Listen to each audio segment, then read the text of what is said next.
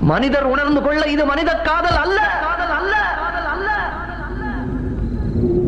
அதையும் தாண்டி புனிதமான புனிதமான